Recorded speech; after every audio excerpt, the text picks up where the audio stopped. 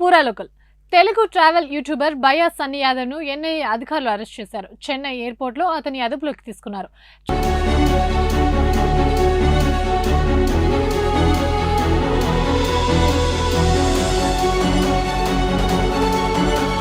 ట్రావెల్లో భాగంగా అతను కొద్ది రోజుల క్రితమే పాక్ వెళ్ళాడు. అక్కడ పరిస్థితులు ఎలా ఉంటాయో తన ఛానల్లో చెప్పుకొచ్చాడు. పాక్లో మొదటి రోజు అంటూ ఒక వీడియోను సన్నీ యాదవ్ రీసెంట్గా షేర్ చేశాడు. దాన్ని చూసిన అధికారులు బయ్యా సన్నీ యాదవ్ని అరెస్ట్ చేశారు. పహల్గాం దాడి ఘటనతో రెండు దేశాల మధ్య ఉద్రిక్తత వాతావరణం నెలకొంది. ఆపరేషన్ సింధూర్ పేరుతో పాక్పై భారత్ దాడికి దిగింది. ఇలాంటి సమయంలోనే బయ్యా సన్నీ యాదవ్ పాకిస్తాన్కి వెళ్లి సుమారు 10 వీడియోలను సోషల్ మీడియాలో అప్లోడ్ చేశారు.